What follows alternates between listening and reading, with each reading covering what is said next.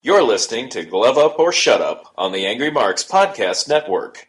And welcome everybody to another episode of Glove Up or Shut Up right here on AngryMarks.com. My name is Peter H. I'm joined once again by my co-host from Omaha, Nebraska, Stevie J. Peter, we've got 3 shows to review and 3 shows to preview, so the madness never stops.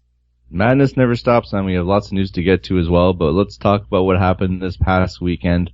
Let's start with Bellator 166. Both 166 and 167 were in Thackerville, Oklahoma. But let's start with the one that happened on December the 2nd with Dantas and Warren, the rematch.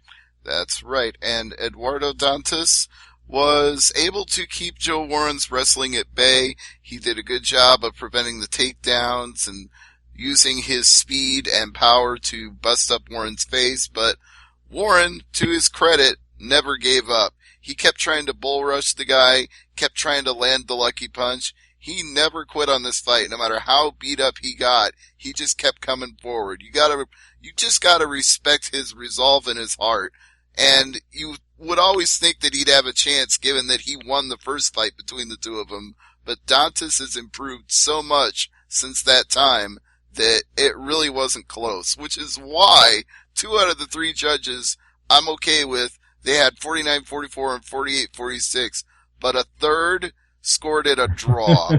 Now, I sort of understand given Dantas got a 1-point deduction for a groin kick, but even so, he won 4, if not 5 of those rounds. So with a 1-point deduction, it still should have been lopsided in his favor. I had it, one of the judges had my score, 48-46. The 47-47 is a little mind-boggling, and the 49-44, I guess I can accept that, but I'm not really happy about that score, but again, I just debate the idea that Joe Warren won 2 of those rounds, because 48-47 with a 1-point deduction, you show me which 2 of those rounds Joe Warren won. I don't buy that. Yeah. I have it 48-46 on my scorecard. That's what I had it, and I was like, okay, that judge agrees with me, and then 47-47, like, wait, what?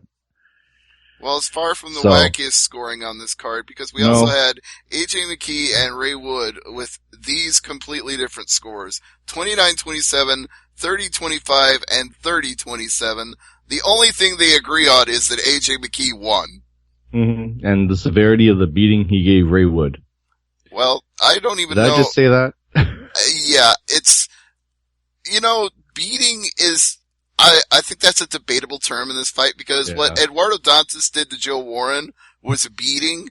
What I think AJ McKee did to Ray Wood was more of a manhandling. He just overpowered him with superior wrestling technique. But it wasn't boring. Well, no, I guess it wasn't boring, but it wasn't like write home about this fight and tell all your friends to go see it either. No, but it wasn't like fans weren't chanting boring when McKee took Wood down. No, he did hit some pretty nice slams.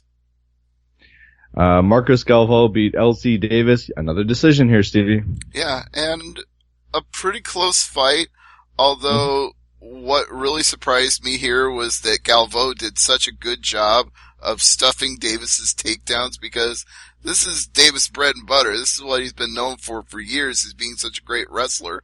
And of course, when I interviewed him about this fight, he said, I can always fall back on that if I need to, but you know me, I like to brawl. I'm going to let those hands go.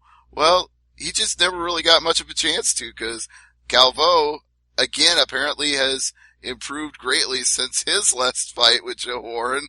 And now, even though he got schooled by Dantas, he's also on another level of his own, and Davis just couldn't find an answer for him.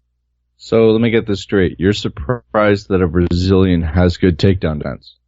No, I'm not saying that. I'm saying that it's surprising that Davis just couldn't even get one on him, given how great of a wrestler he is. Well, it just goes to the training camp that Galvo had, and his takedown defense skill was, I suppose, underrated by Davis. Davis, yes, he's a great wrestler, but, you're not going to take down everybody. It's going to be a case of everyone, if you're training in camp for weeks and weeks on how to stuff a takedown, and you're Brazilian. I mean, most Brazilians that I've seen fight have a decent takedown defense to start with. If you focus on that aspect in a full training camp, it's going to be spectacular. Right, but then there are some guys who are so good at wrestling that no matter how much takedown defense you prepare, you're still getting taken down. And I think the Honeycutt Ryder fight is a perfect example of that, because when Honeycutt would drop levels and get that ankle pick, that guy was going down. There was no stopping him. So, we talked about missing weight before. And there's a fight in Legacy, I think it was Legacy FC, where a fighter missed weight by 50 pounds. It's not that bad. But Honeycutt and Ryder was a catch weight at 195. They agreed to it ahead of time, so I didn't even have a problem with it. It's not like they stepped on the scale and everybody freaked out. They mutually agreed to meet at a different weight. Okay, so it's not if you're reading the results, you're not going to see the outrage in our voices that we've done on previous shows. No, if you're going to get, butthurt about anything, get butthurt about the fact that Galvo weighed 138 pounds, so he really can't be in title contention now, because even though he beat LC Davis, he didn't make the weight. So you lose by winning? In this case, yes. Okay. So Honeycutt beat Ryder 30-26, 30-25, and 30-25. How much more one-sided could that be? Like I said, sometimes when you're that good of a wrestler, it doesn't matter how much you train for it, you're going down. Now, did you see the Babin Sordi fight? Yeah, they showed all of these on Spike.com, so this was a quick, decisive guillotine. What else can I really say about it? Guillotine choke win for Babin at 3:11 of the first round. The other two fights of interest are Tristan Thomason beating Dawan Pickney with a armbar, 51 seconds, another catchweight fight at 159. Mm-hmm. Yeah, there were a lot of catchweight fights on this card. In fact, the other fight was Derek Adkins, Chris Jones, and that was a Darce choke, 4 minutes, 9 seconds of the second round. So yeah, you got a lot of different catchweights, and I'm not really sure what caused that for this particular card, but these Bellator cards late in the year have had a lot of last-minute withdrawals and substitutions, so I'm just trying to roll with the punches, figuratively and literally here. And to round out the prelim card, Kenny Spa would beat John King with a unanimous decision at a catchweight of 210, 30-27, 30-27, and 29-28. That's right. Now, the Darce choke. I love Darce chokes, and that was a great one by Adkins. It was pretty good. I actually think I like Babin's guillotine because that was just super tight and well applied. So I think they're both good chokes. All right, so let's jump right ahead to Bellator. Speaking of some well-applied chokes, Joe Taimanglo tried just about every one in the book. Yeah, I think I think there might have been like a notebook at cage side. Okay, try this one. No, flip the page. No, this one's better. This one's better. You knew he was trying hard. He was trying really hard when he went for a Peruvian necktie. That's one of your favorites. Yeah, I thought he had a good chance of getting that one too, but Caldwell just over and over again he'd slip out of him. It's like, damn it, Caldwell, you're fighting the exact same fight you fought the first time, and this is how you lost. Only this time you didn't lose. He didn't get caught this time, that's all. That guy, I mean, he's such a great wrestler, and I said this about Chris Honeycutt as well. It's like sometimes when you're a great wrestler, you're getting that takedown no matter what. But the problem, the difference between the two of them is Honeycutt will get a takedown in a way where he doesn't leave his neck exposed and immediately get caught in a choke. And Caldwell just doesn't seem to give a damn. He's like, I'm too strong and I'm too powerful. If I get caught, I'm just going to pull out. Well, that didn't work the first time he fought Taimanglo, and if he really thinks that's going to work in the future when he takes on somebody like Eduardo Dantas, that's not happening. He cannot take those kind of risks over and over again and expect to benefit from it each and every time. The only thing I'll say is I don't want to see this fight again. No, I'm glad Caldwell won the rematch and they can move on now. John Teixeira beat Justin Lawrence 30-27, 30-27, and 29-28. Now, this is one of those ones where I actually would have been happier if there was like a 30-26 or a 30-25 because Teixeira, he just laid a beating on him. This really wasn't even close. I think Lawrence's game plan was not not the best one to choose, or there was something missing in his game plan because Teixeira had his way with him. Yeah. Well, I think his game plan was to do what he did to Isao Kobayashi, was just hit him with a perfect punch and leave him on the mat, but he never got that opportunity because Teixeira was faster, moving better on his feet, was able to circle and strike at range, and Lawrence could never cut the angle and catch him in a combination. He just kept getting eaten up with shots over and over again. McFarlane beat Ducat 30-27, 29-28, and 29-28. And the other main event fight for Bellator 167 was Chidi Njokuani beating Andre Fialho 21 seconds. Yeah, Fialho. And this one went viral, this fight, because it was that quick. His head bounced off the cage, and it was like the ref had to dive in to save because Njokuani wasn't stopping. Well, the reason it went viral wasn't just that it was so fast and one-sided. It was that it was almost an invisible punch because he hit him with a perfect left jab, and the camera didn't catch it, and all of a sudden you see Fialho just falling backward like, what the hell happened to him? And then Njokuani immediately jumps on him, hits 2 or 3 shots. You can see the third one just absolutely destroyed him and laid him out on the mat. And at that time, the referee was diving in to make the save. You're like, well, okay, it's not an early stoppage because the guy's head snapped back and bounced off the canvas and he wasn't moving. But how did he get in this position in the first place? So Sean Grande and Jimmy Smith are looking for multiple camera angles. They're almost cueing the production truck, like, get us a clip that shows what happened here. And they finally found one on the reverse angle where you could see that left jab just absolutely snapped Fialho's head back and he fell. It was just, it almost was a phantom punch, but once you got the right angle, you could see that he landed a short, hard, clean left jab that just rocked him.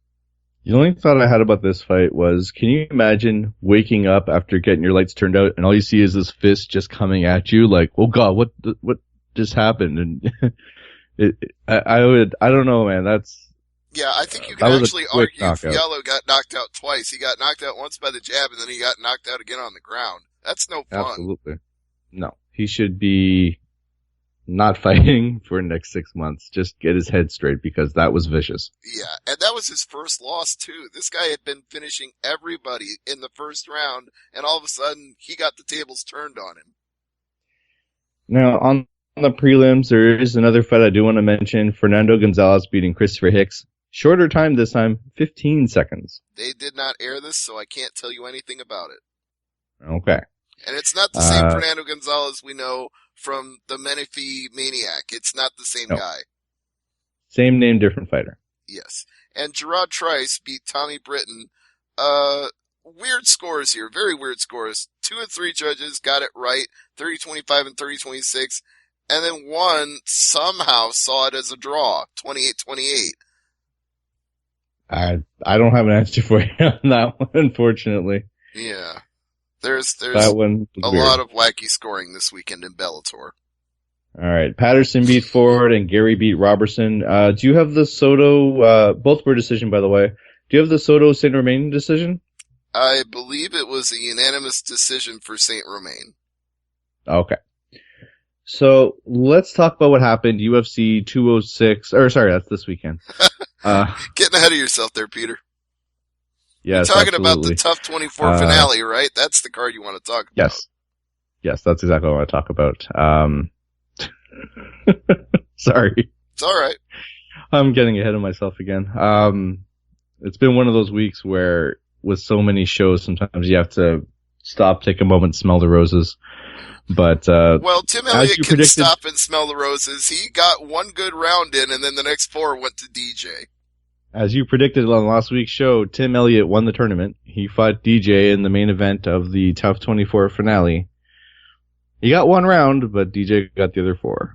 Yes. And Elliott just, he poured it on in that first round trying to get DJ out of there. He hit him, he chased him, he laid into him. It was almost a 10-8, but you know what? DJ is pound for pound one of the best fighters in the world, and the next 4 rounds he showed that because he was just too quick for Tim Elliott. He couldn't lay a hand on him. So, I have to talk about the co-main event because it leads into the main event discussion here. Joseph Benavidez beating Henry Cejudo. Split decision. 29-27, 27-29, and 30-26. What? Yeah, What? You're gonna ask me to explain that one, and I just can't.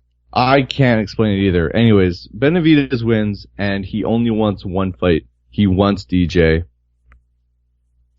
What's left for the flyweights? Like, seriously, what is left? Well, ironically, Cejudo. That was the guy they were hoping was gonna win this fight and move into contention. And the thing is, it's not like Cejudo even looks bad. He just didn't get the benefit of the judging in this case, so he's gonna probably stick around and try to get a rematch with whoever loses when Benavidez faces DJ, and then he'll move up from there. A note to Cejudo. Listen to this podcast. End of every show. Never leave it to the judges. Ever. So you feel Cejudo won then? No. But if you have a game plan and it involves you leaving it in the hands of 3 judges at your cage side, get a different game plan. It's not always up to the fighter, though. If you have Don't fight for a decision win. Fight for the win. Right, okay. I mean, Benavidez is a great fighter. Look, if you get on your bike and coast in the 3rd round because you think you're ahead and you lose, that's your own damn fault. But Absolutely. If you're going out there and giving it everything you got and you can't finish the guy, then you did everything you could. You're not trying to leave it to the judges. It just happened. At least he didn't get caught and he didn't lose the fight by knockout or submission. At least it was a decision. It was not a stoppage. That's why I'm saying Cejudo can still be in contention here because he's already a great wrestler. His striking got better. If Benavidez loses and then he gets a rematch with Benavidez, he might beat him the next time. What I would do is put Benavidez in the next title shot against DJ and have Elliott fight Cejudo. I like that idea in theory, but if you look at the actual rankings, Tim Elliott's just broken in with his performance against DJ. He's like number 15 right now, so okay. I don't see how you match up a guy that high ranked in Cejudo with a guy who's number 15 in the division. Well, we've seen wacky things in this division before, so. I'm not disagreeing with you. I'm just saying the situation we got right now, right here, is that Benavidez is, for better or worse, the strongest candidate right now to face Demetrius Johnson, but his track record with Demetrius Johnson, he's lost a split decision, and he's lost a knockout. So he's probably losing a 3rd time, and that's going to be it for the 2 of them. And that's why I'm saying at that point, after that rematch takes place, you have another rematch. You have Cejudo and Benavidez for a 2nd time, and hope it turns out differently. And that knockout DJ laid on Benavidez. Ooh. Yeah, and that was right around the point where DJ was getting that rap of, he's a guy that goes the distance, he's not that exciting, and then he just creamed Benavidez with one perfect punch. I'll show you. Yeah. Jorge Masvidal beating Jake Ellenberger 405 first round via TKO. The protest has already been filed. Yep. And for those who didn't see it, that's because Jake Ellenberger got his toe stuck in the cage. That just sounds painful, and watching it was even worse. Yeah, you don't want to be in that situation. And it's a tough one for the official, too, because technically, you can understand why Jorge Masvidal was awarded the victory here, because the fighter was not defending himself and the referee waved it off. So, it's wacky. By the rules, that's a technical knockout, but that's also not the fighter being finished. So, I think the referee should have stopped the fight, time out, put the fighter in a neutral corner, get the toe unstuck from the cage, which I never thought I'd say on this show, and, start them back at the center of the octagon. I've already heard Brian Alvarez and Dave Meltzer debate this point at length. Yeah. And by the way Dave explained it, I kind of agree and I kind of don't, but Dave said there's no allowance in the rules for that. A referee cannot call time to extricate a fighter from the cage. There's no stipulation that allows that. So he had to wave off the fight, even though the fight really wasn't over. It was just over because the fighter got stuck. Can you remember the last time a fighter got stuck in the cage like this? I can't think of one off the top of my head, but I'm sure I've seen it at some point somewhere. There's a reason there are rules. It's because stuff like this happens and you have to have a rule in place. So I think something like this on this big stage will lead to some type of a revision of the unified rules. Revision. Thank you. A revision of the rules. If a fighter gets stuck in the cage, if a toe or a finger, no big deal because it's fingered, but if it's a toe where you have to stop the fight to get the toe unstuck, yeah, don't wave off the fight, but have the fight put on timeout for a second while the toe gets unstuck. I mean, it's a quick revision. It's common sense, really. It is common sense, but this fight is going to be what leads to it. And I think Ellenberger stands a pretty good chance of winning his appeal here because, like I said, it's not like he really got knocked out, rocked, or finished in any sense. And I don't think that this fight will cause him to be cut from the UFC. No. First of all, he's going to win the appeal. Second of all, they can't hold this one against him. No. Jared Cannonier versus Ion Cutelaba. Cutelaba. Unanimous decision, 2-1. Nothing to see here. You could argue that, but I believe that was fight of the night, so I wouldn't say nothing to see here. Well, I mean, compared to a arm triangle choke, Sarah McMahon choked out Alexis Davis. That was pretty exciting. Alright, but I mean, if you want to see two guys in the light heavyweight division looking to make a name for themselves just go out there and absolutely scrap, then I would say go ahead and watch this fight. When I compare it to a submission, and I'm looking at some other the stoppages on this card. I mean, 2-1. I'm underselling it because there's so many fights to get through on this card. I mean, yes, it was fight of the night. It was an exciting fight, but at the end of the day, it was 2-1 for Cannonier. And I think it elevates Cannonier in this case because Cutelaba had a good record coming in, and the only guy that Cannonier had lost to was Sean Jordan. So that's not a bad fighter to lose to. No. I think this puts him, I'm not saying it makes him a top 15 fighter, but I think it moves Cannonier into a whole new category. If they only had like honorable mentions for the rankings, like maybe 5 or 3 fighters that are like on the cusp of being in the top 15. I don't even want to go into honorable mentions because ranking 15 fighters in 10 I know, you've mentioned this before. Yeah, it is a chore to do that every single week. All right. So as I mentioned, McMahon beat Davis, arm triangle choke at 252 of the second round. Do you feel bad for Davis at all, considering this was her first fight in like 18 months? No, I don't feel bad for her. I feel that she's going to take this as motivation for her next fight. And sometimes I say this on the show, I feel bad for her next opponent. That's true. Brandon Moreno beat Ryan Benoit, split decision 2-1 on 2 of the 3 judges' scorecards. I've heard multiple people say multiple different things about this fight. I'm going to have to look at it to decide whether or not I think the scorecards were right. I'm not sure.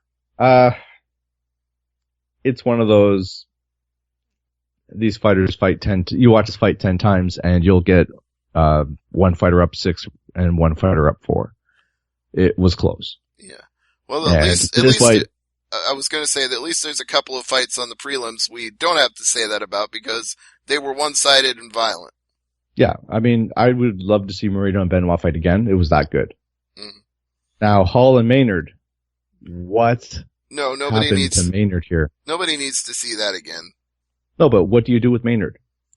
I think his days in UFC are numbered. You think so?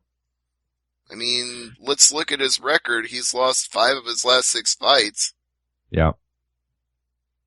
He's one of those Dana White favorites, but this week we saw 2 of his favorites get cut from the UFC, so. I mean, you gotta win them at some point. I mean. It's true. The last time he really had just a great fight where you were like, Gray Maynard is the real deal and this guy is going to be the future, was when he went to a split decision draw with Frankie Edgar. Ever since the rematch with Edgar, not so much. No. Rob Font beat Matt Schnell, TKO, 3:47 of the first round.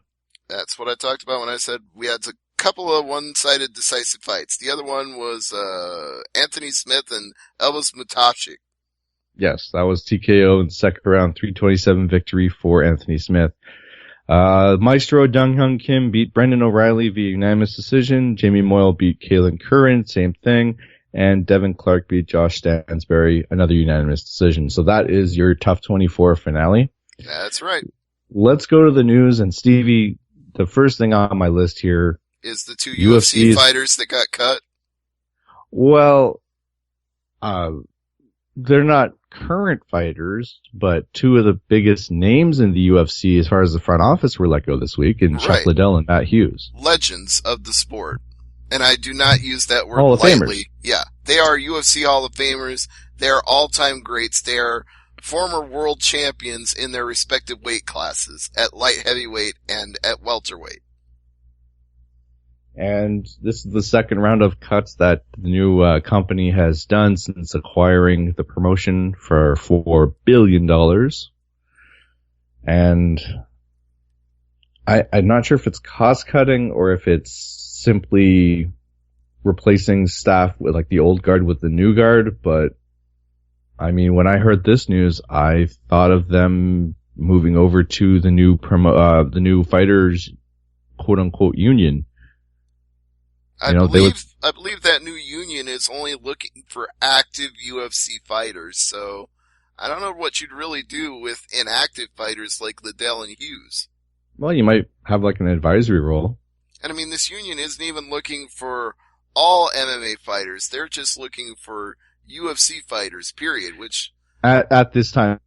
Yeah. That is correct. And, I think that's problematic. I think if you're going to be a fighters union, you really need to represent all fighters, active and inactive, in all organizations. Now, my question to you is, and this could take the whole podcast, but I'm going to throw it out to you, just see what your reaction is to this. Why did Dana White call Bjorn Rebney a POS? They've had a long adversarial relationship. It goes back years. Like, the first time I ever covered a UFC with an observer credential, very first thing that Dana White said at the post-fight scrum with the reporters was, Puke TV. He wouldn't even call it Spike TV. He was like, Puke TV, and their crappy-ass president, Bjorn Rebney, and blah, blah, this, blah, blah, that. He just starts cutting a rant immediately. I'm like, wow, okay. I can tell there's no love lost between him and Bjorn. And I'm pretty sure Dana White wasn't impressed when he saw current UFC fighters like Donald Cerrone, Tim Kennedy, Cain Velasquez as part of this new union. And he shouldn't even really be surprised by that, because just paying a guy for a fight doesn't mean the guy is happy that he's where he is in the promotion or happy with what he could be getting if he didn't have to wear a company mandated uniform. Exactly. So we'll see what happens. I mean, this is going to be a story with the union and the UFC promotion for weeks, months, maybe even years to come. Yes, indeed. But it's a shame that Hughes and Liddell didn't stay on with WME IMG.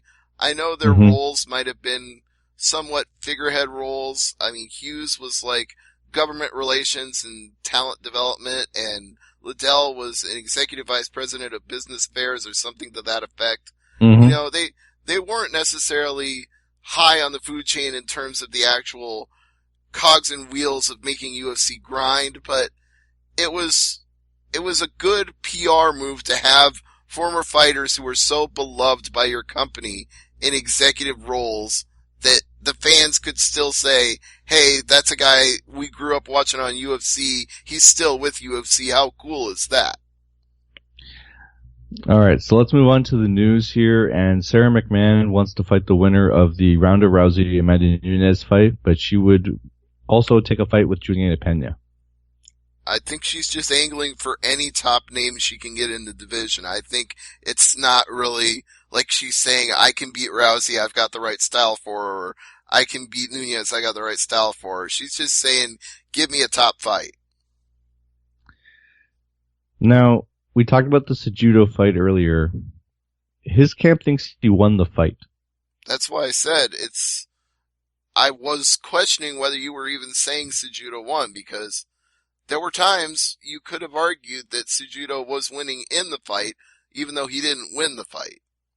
Now, is it a matter of, you have some coaches in your corner that say, "Oh, you won that round. Just go in there. You're winning. It's like, no, you lost that round. What are you talking about? Could there just be a bunch of yes men in his corner, or is he not objectively looking at this fight? I'm not even sure I'm objectively looking at the fight. I've already said there's a couple of these that I need to take another look at, and Cejudo Benavidez is one of them, because again, I think Cejudo has greatly improved as a fighter in ways that I didn't expect, and he was so improved in a losing fight that I sort of wonder if he really lost or not. Mm-hmm. Well, we'll see. I mean, he could appeal. I don't think it would do any good, but no, there's nothing blatant to appeal here. It was a good fight. The judges saw it different ways. I don't think anything went wrong, like Ellenberger getting his foot stuck in the cage, where you can go, okay, that didn't happen the way it should have. There's nothing to appeal. It's just he fought a good fight and didn't get the benefit of the judging. Now, speaking of appeal, we do have Roy Nelson appealing his suspension by written statement. Yeah, he made the public apology that he was required to have his fine be cut. So do you think we're going to get this suspension reduced? Do you think we'll see him fight in the next 6 months or 3 months? I don't know when he'd next be scheduled to fight. That's completely up to UFC. But I think he made the right move that he needed to make to appease the people he pissed off. Bellator 169 has an interesting fight added to it. Daniel Weichel against Brian Moore. That's right. Weichel gets a short notice replacement. Yeah, or Weichel actually. The W is a V in German, so even I need to be corrected on that one. But it's just unavoidable that we've got all these late injuries, late replacements. It's just the way things are going right now in Bellator. Now, I'm just trying to see. There was a fight here I had written down. Here it is. Juliana Pena is now fighting Valentina Shlevenko. Ooh. That is going to be explosive. I give Shevchenko a very good chance of winning that fight. It's going to be a good one. That'll be a fight of the night, I think. Could be. Now, I talked about this with you a couple of days ago off the air.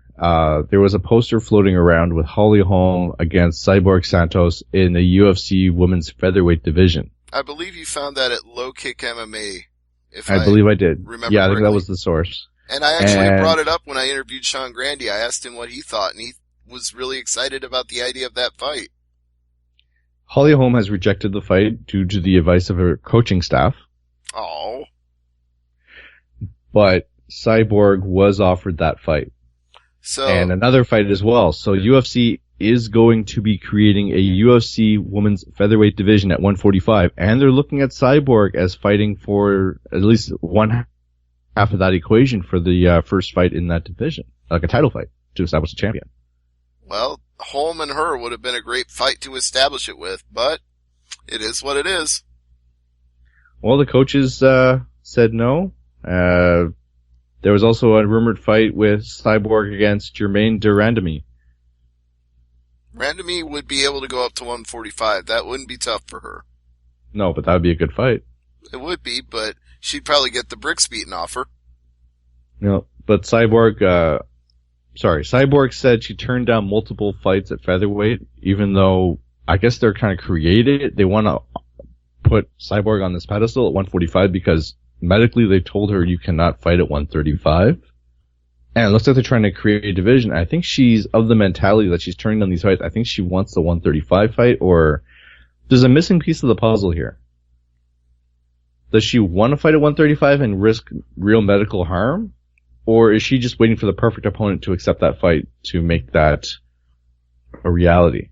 Well, it's not even going to be possible for her to ever get to 135 at this point.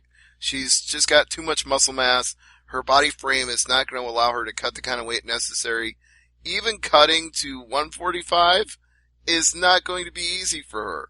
So it's more a matter of get her the perfect opponent to fight for the featherweight division to establish it, and pray she can make that cut to 145, because that's still a difficult cut.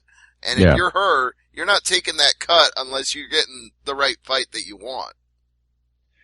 Now, Lorenz Larkin and Ryan Bader are now free agents. Now, Lorenz Larkin has had offers from Ryzen, Bellator, and UFC. I think Bader's had offers from Bellator and UFC. Yeah, and Larkin has already teased in an interview with MMA Heat that he might take Bellator's offer. Really? Yeah. He broached the idea with Karen Bryant and said that Bellator made him an offer and he was considering it. Probably, there could be money on the table for Bellator. Or it could be a negotiating tactic to get UFC to raise the stakes. Yeah, no, that's definitely a possibility here. I think Bader would be smart to do the same thing. He should play both sides off against each other and then take the best offer he gets. As far as a fight, or as far as a fight, or as far as a pay raise? Yeah. Yeah. Don't even look at where you're going to be the champion, because we already know what the pecking order is in UFC, and we know who he'd face in Bellator. A deja vu there. So let's just let him get the best money offer he can and see how that works out. All right, so we got 3 shows this weekend, 1 on Friday, 2 on Saturday. Let's start with the Friday show. It's UFC Fight Night 102, Lewis versus Abdurakhimov. Before I even get into that, I just want to get your opinion. Do you think Phil Davis would beat him in the rematch or not? Ooh. Put me on the spot here. I would lean towards Davis in that fight if Larkin had a full camp. Oh no, actually I was talking about Bader. Oh, Bader, sorry. I got my fighters confused again. If Bader jumps ship and goes to Bellator and fights Phil Davis. I mean, it was a split decision the first time they fought. It's not like Bader just dominated him. No, it'll be good wrestling match for sure. As a full camp, I would lean towards Davis, but the one-sided way he put it on McGeary with wrestling, I feel like that Phil Davis could beat Ryan Bader. Yeah, but Bader is just as good of a wrestler as he is, right? And making his Bellator debut, he'd be strongly motivated. Mm-hmm.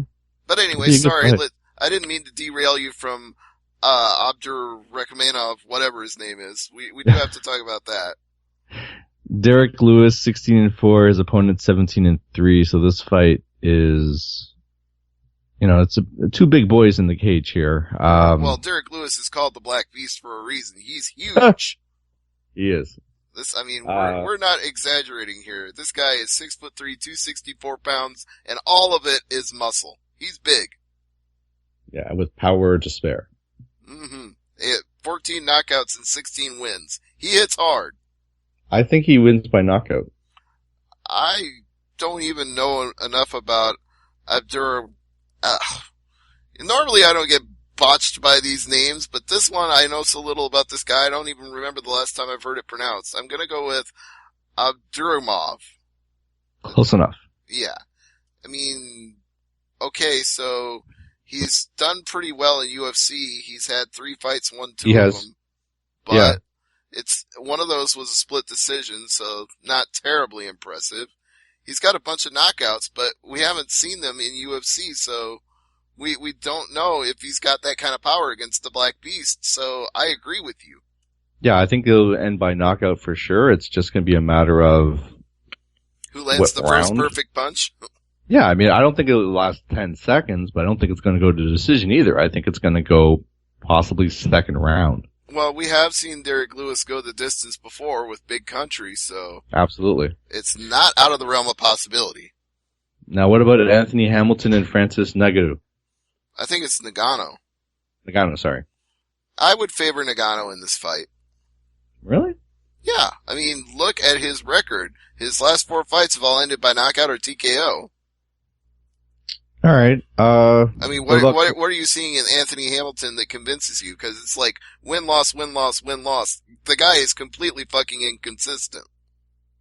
Yeah, it's true. It's inconsistency. However, when it comes to a fighter who's coming in 8-1, I question the 8 wins. And Hamilton is a proven fighter. He has won fights in the UFC before and lost fights in the UFC. He's the veteran in this fight. I guess I don't feel it's that much of a veteran edge because Nagano's last 3 fights have all been in UFC. And if you take one look at the guy, he's like Yoel Romero levels of fit. This guy is physically a specimen.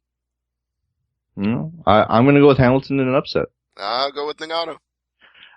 Corey Anderson and Sean O'Connell. Yeah, this is a coin flip. I mean, there's 2 different Corey Andersons. We've seen both sides of him. You know, we've seen the guy who can go out there and beat Tom Lawler and John Blachowicz and beat good guys in the division. And then we've seen him get destroyed by Gian Vellante and lose a split decision to Shogun Rua. So it's really hit or miss what kind of Corey Anderson shows up on any given night. What we do know is Sean O'Connell, things have not been going well for the real OC. He's lost 4 of his last 6. I think this is a fighter who I honestly, when I saw him on this card, I thought he's still with the promotion. Well, you shouldn't be too surprised by that considering he had fight of the night in Ottawa when you were there. No, I know that, but I'm saying, oh wait, I'm thinking of somebody else. I'm thinking of, oh god, who am I thinking of? Who's the fighter there that you met in the airport? Oh, you're talking about, the skyscraper, what was his name? 7 foot tall, big sexy, Sean McCorkle. Corkle, that's what I'm thinking of. Okay, yeah, never mind. You're confusing Sean O'Connell and Sean McCorkle. Big difference. Literally, big difference between the 2 of them. Okay, no, Sean O'Connell from Ottawa. Yeah, you're right. No, I was thinking McCorkle for some reason. I'm gonna pick Corey Anderson, but that's only if the right Corey Anderson shows up. Yeah, I don't like picking Jekyll and Hyde fighters. I'm gonna go with O'Connell. If he couldn't beat Steve Bossy, I don't think he's beaten Corey Anderson, but we'll see. That was a good fight, though. It was a good fight. It was definitely a good fight. Speaking of Gian Vellante, yeah, this is a win for Gian Vellante. I'm just saying it right now. Yep. No, I'm not even going to debate this with you. No. That's a win. Is there anything on the prelims that catches your eye? Justine Kish and Ashley Yoder. That should be an interesting fight. Is Brian Camozzi the brother of Chris Camozzi, or is that just a coincidence? That I couldn't tell you. I was thinking the same thing. I thought you would have that answer. No, I don't. And Juliana Lima and JJ Aldrich. That should be a good fight as well. Yeah, no, I think that's an excellent fight as well, and I'll be excited to see what happens. Camozzi, all his fights were in RFA. Okay. Oh, and we got Hot Sauce Trevor Smith on this card as well. He's fighting Andrew Sanchez. It's one of those names you hear and you gotta do a double take. Hot Sauce. Mm-hmm. I'd love to know the story behind that. I'm sure that's what he eats when he's in camp, and that's probably how he got the nickname, is he loves his hot sauce and everything. Alright, so let's move on to Bellator 168 from Florence, Italia. Yes, and this card has changed so many times. Yeah. I don't even know what to tell you anymore. I mean, it literally changed this morning before we recorded this show. Alessio Sakara against Joey Beltran is the main event as of the recording of this show. That's because Rafael Cavallo pulled out of his rematch with Melvin Manoff due to an injury. And Sakara and Beltran, that's got slobber knocker written all over it. Yeah, it's got 2 different types of slobber knocker wrapped in a nice little package here. Mm-hmm. Yeah, you've got Joey Beltran, who just doesn't care and will come forward and wing it and pray, whereas you got Sakara, who's capable of fighting scientifically, but sometimes just says fuck it and goes for it. Yeah, it's technical versus brawler, but the technical fighter can also brawl. Yeah. So it's like, are we going to get a pure sixer, or are we going to get Fighter A versus Fighter B? One is going to try to brawl, and one's going to try to use some type of technical standpoint to gain the advantage and take you down. Honestly, I think Sakara just comes out there 100 miles an hour because he's fighting at home in Italy, and he loves that. He loves that crowd. He loves that feeling. You could see it in the way that he beat Brian Rogers in his post-fight promo when he said, "They come to Italy, I fight here every time." He wanted this fight, and it seems appropriate that he's in the main event now. It just kind of makes sense. Philippe Lins against Kleber Ramudo Silva. This was another one of those late changes to this card. I'll favor Lins in this fight because Kleber Raimundo Silva is like 12-7. He's kind of a journeyman fighter. Well, speaking of journeyman, Claudio Anacaricchio. Yes, against John Salter. Yeah, Anacaricchio is 1-4 in 5 fights. This is not going to go well for him. No, Salter's gonna mess Salter's gonna cream him first round, probably as fast as we saw Chidi Hinchakwadi do in his fight with Andre Fialho. Now, what about how do you say this? Murcia? I'm gonna go with Murcia. Murcia against Yamauchi. Yeah, this was another late addition to the Bellator card. You gotta go with Yamauchi here. Oh, yeah. There's no question. I mean, especially the way when he moved up to lightweight, everybody was like, okay, is this a good weight class for him? How's he going to perform against an experienced grappler like Ryan Couture? It only took him a minute to put him in an armbar and finish him. So that Yamauchi, I would pick in any fight any day, especially a late added fight like this. And the last fight that I want to talk about for this show is a fight that I believe you mentioned was just added today. This morning, literally, as we are taping this show, Ed Ruth versus Emmanuel Palumbi got added. Now, on paper, you would think Palumbi would have some sort of advantage, given that he's had 7 pro fights and he's 5-2. But let's compare that to a lifetime of decorated amateur wrestling experience. And let's also look at the fact that Ed Ruth completely manhandled his opponent at Bellator 163. I think you have to count Ed Ruth's experience outside the cage as much as inside the cage. And I think they gave him a fighter that even though he has more experience on paper, he's never faced a wrestler like Ed Ruth. I expect this to be violently one-sided. Violently, like first round violently, or? I'll be surprised if it goes to 3.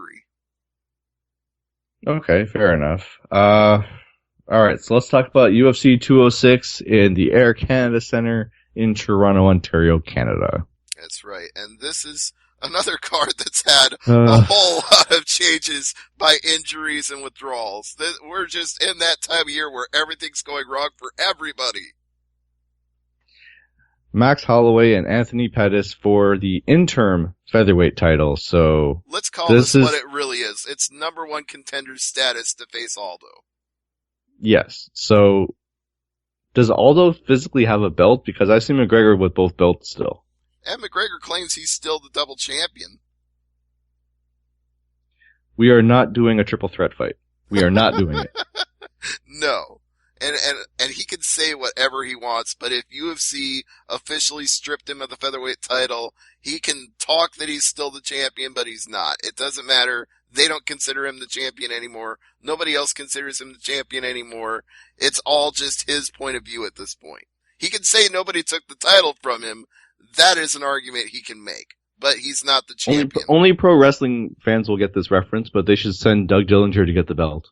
No, let's not do that. And then you're going to send out the ghost of Jack Tunney to make a ruling on this whole thing. No, we're not going to pixelate the belt or anything like that. Let's go with, I'm going to go with Pettis in this fight. I refuse to just make a pick without actually looking at the odds on this one. I think this fight is too important to the future of this division to not at least see what the bookies are thinking, because I have a feeling this line is probably super close. So yeah. Pulling up. I'd rather see a Pettis Aldo fight, to be honest. Yeah. Looking at the lines for UFC 206, We have Pettis plus 175, Holloway minus 210. That is a bigger edge for Holloway than I would have predicted. I'd have thought this would have been like minus 120 plus 120. I thought it would have been closer to a coin flip. Maybe they know something we don't. Well, if you were just going on his unbeaten streak, which runs all the way back to 2014, you would probably favor Holloway just on that basis. 1, 2, 3, 4, 5, 6, 7, 8, 9 fights in a row. That's not an unreasonable reason to make him a favorite, but given that Pettis is a former champion, and given that Pettis is, despite the fact that he lost 3 in a row, it's not like he lost 3 in a row to bad guys. He lost to Rafael Dos Anjos, former champion, Eddie Alvarez, former champion, and Edson Barboza, who possibly has the hardest leg kicks of any lightweight ever. So, again, I look more at the way Pettis did in his featherweight debut against Charles Oliveira, who we both agree is a good fighter, quality fighter, and he submitted him with a guillotine choke in the 3rd round. And I think if you're taking Pettis lightly in this division, you're making a mistake. So when it comes to Barboza's leg kicks, I just want to mention this. If you do a leg check, that sound, that smacking sound that you hear, it's probably the bone breaking in the leg. It's that hard of a kick. Yeah. There's 2 people I never want to ever take a leg kick from in the lightweight division. Edson Barboza and Justin Gaethje. Don't do it. Oh, yeah, no. Matt Brown against Donald Cerrone. Okay, we mentioned Slobberknocker a couple times on this show already. Yeah, this one will definitely be. But guess what? Cerrone is the favorite here. Minus 280 versus plus 240. He should have oh man, man, I don't know what to call this fight besides Slobberknocker. That's like the perfect name for this fight. Except the one thing you can never count out with Donald Cerrone is because he's so tall and gangly that he could, if it goes to the ground, he could put you in a triangle and choke you out. It could be a Slobberknocker, but it could also be a submission finish. Doho Choi against Cub Swanson. I thought that was Do-Ho Choi. Well, the thing about this fight, I don't know, man. These are like the guys in the featherweight division who are not going to be contending for all those titles. Well, the thing about Cub Swanson, I mean, big fan of his, but I mean, you feel like the division's kind of passed him by at this point? I hate saying that though. I really, really hate saying that. Well, I don't want to say it either, but I mean, he lost to both Edgar and Holloway, so where does he really fit into this picture? Unless he wins this fight, he is pretty much an also-ran in the featherweights. That is really sad if you think about it. That he is an also-ran. Because the talent this guy has is crazy. But this is a fight that, Choi is number, what, 15? Yeah. It's Choi's fight to lose here because he's, well, shit, you talk about long win streaks. His last loss was 2010.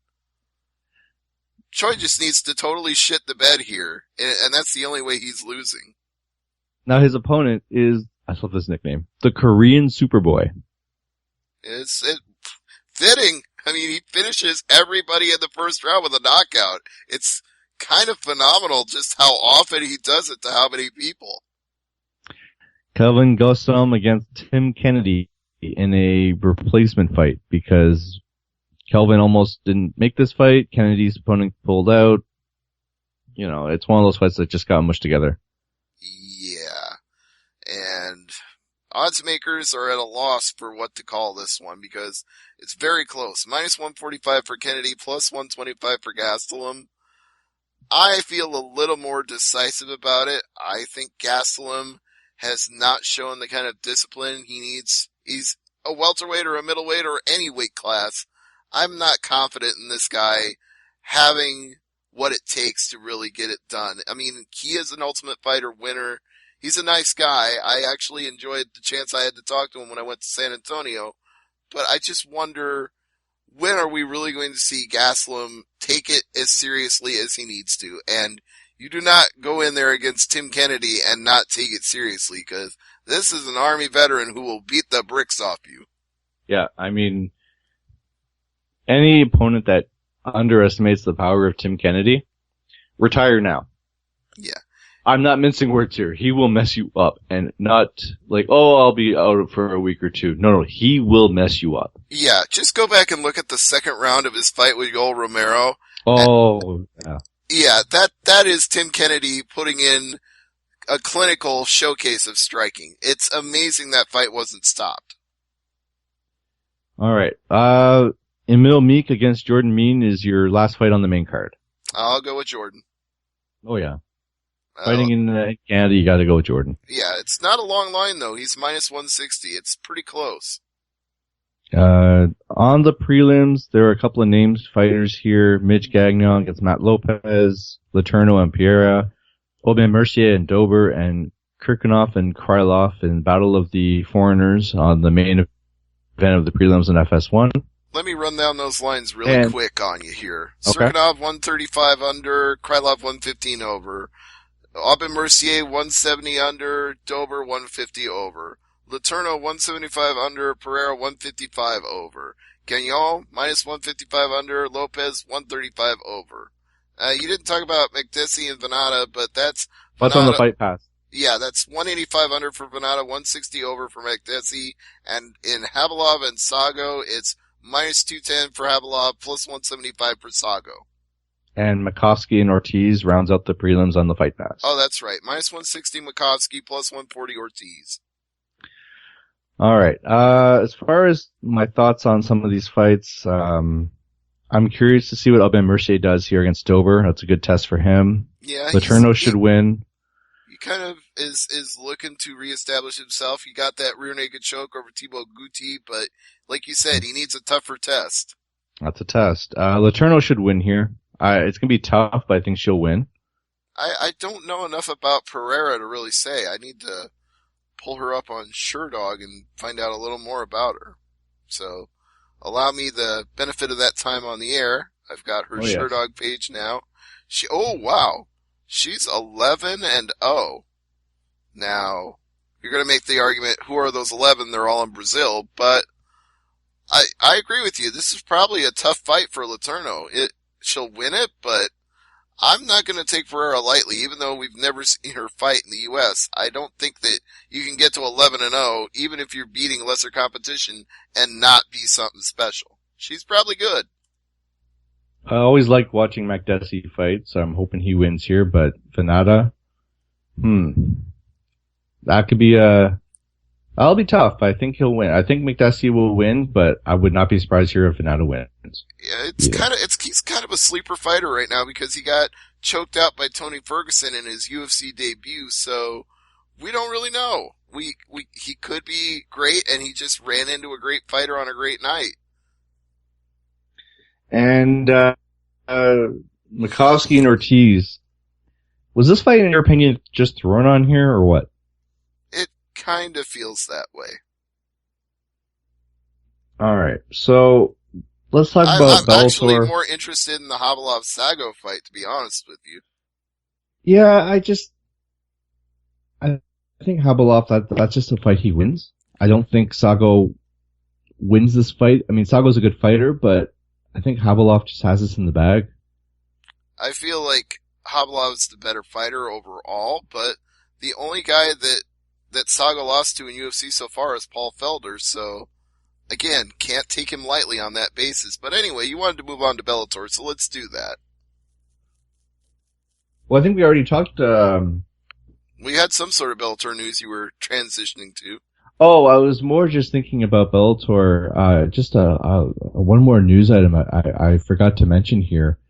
There was a schedule change, and UFC is now not running up against the Chaelson and Tito Ortiz fight. That's right. January 21st is uncontested because that UFC event got postponed, and not only uncontested on the same night, but uncontested in the same state.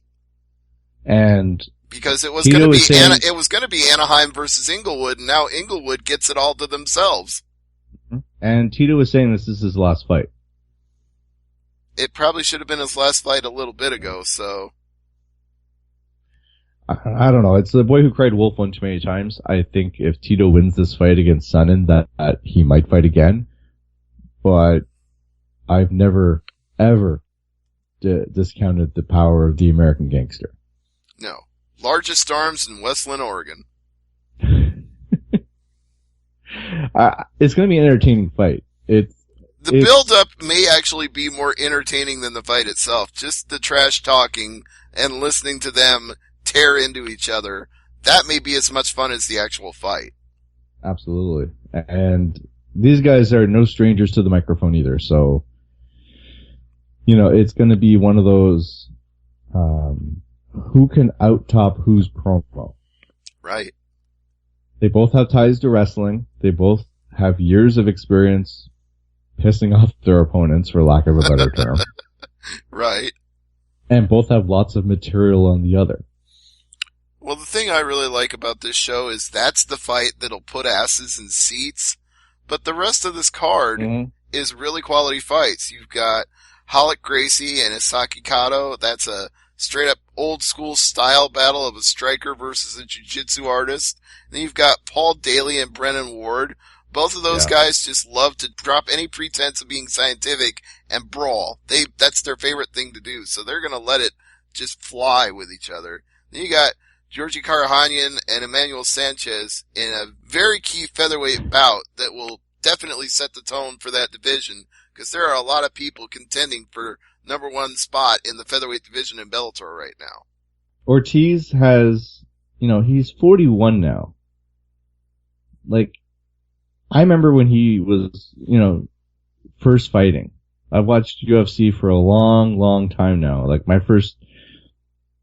I remember my first fight watching a full UFC show was, I think, UFC 69, 70, 71, something like that. It was the St. Pierre Hughes fight that really hooked me into the UFC. But I remember watching the old school shows. See that 3 times fast.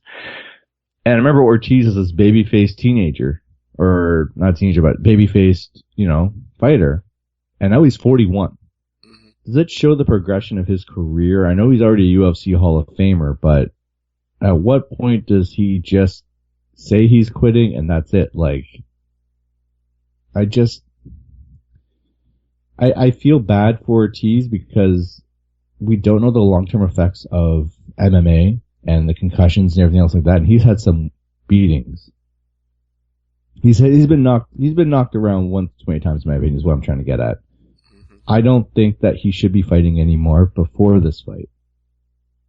And if Sonnen sends him to retirement, I hope that for Ortiz's sake, that he doesn't get they have to help him out the cage, if you know what I'm saying. Yeah, I agree with you, but that's arguably a risk for either of these men. It's not like Chael Sonnen is that young either. He's 39 years old himself, so they're both taking some calculated risks by taking this fight at this point in their careers. It's true. It's a calculated risk, but I mean, I just, when I see now I'm not calling this a freak show fight or anything like that. It's more of a, no, this isn't a freak show fight. Spectacle fight? I think if you really wanted to go that route, you could talk about fights like, the late great Kimbo Slice fighting his fight with Dada 5000. That was not a scientific fight. That was not, an important key fight in the division. That was just, let's put this name on the marquee and people will show up. And yes, there is an element but on of that same aspect, there is an element of that to Ortiz and Sonnen. I'm going to grant you that because they're both former UFC legends. They're both trash talkers and they're both well-recognized names beyond just the hardcore MMA viewer. Casual sports fans know who these two guys are. But in terms of their actual competitive ability, I can think of few better MMA wrestlers, not straight up wrestling, but just in terms of applying that wrestling skill to mixed martial arts than Chael Sonnen. And Tito Ortiz, just what he did early on in his career when he won and defended the UFC title 5 times, that shows to me that Tito Ortiz is always going to be regarded as one of the greats in this sport. So I think at 39 and 41, you can still make an argument that these guys, they're not spring chickens, but they're not necessarily that far past their primes either, when you've got people still fighting in their 40s. Now, I'm saying I hope this is Ortiz's last fight, if he means it, because I don't want to see him fight a 54-year-old grandfather. Because we know what happened last week. We talked about someone fighting a 54-year-old grandmother. Yeah, and I'm still not happy about that. Total freak show fight. Yeah, that is your pure 100% freak show. Gabby Garcia should just respectfully decline that fight, but I know that's not going to happen. No, because they're going to pay her so much money to do it that she's like, you know what, I'm taking the money. I mean, she'd be a fool not to take the money, but she kind of a fool is too, because people are going to look at her as the woman who beat up on a grandmother. Yeesh. Well, hopefully Ortiz never goes down that route where they're going to pay you a certain amount of money to fight the one you have no business fighting. Yeah, or another good example, since we're already talking about Japan, is Kazushi Sakuraba. I know they paid that guy big money to show up, but he's got no business fighting anybody. Mm-hmm. No, you're right. I don't know why they keep doing it. I know why, but I don't know why in the same sense. You know why, because he's got a name over there, and that name draws people, but at the same time, it's a bad idea. Well, you mentioned Japan. What about Bob Sapp? Same thing? Well, I think Bob Sapp's fighting days are largely done. Mm. When I think about freak show fights in Japan, for some reason Bob Sapp's name just goes into my head. Mm-hmm. But anyways, sorry, we went off on a little bit of a tangent there to end the show, but Stevie, what's on tap for Thursday Night AMP?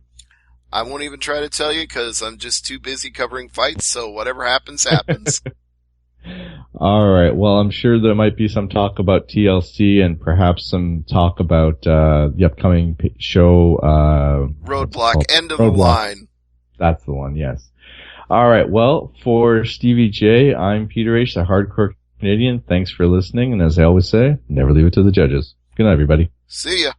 You're listening to Glove Up or Shut Up on the Angry Marks Podcast Network. You're listening to the Angry Marks Podcast Network.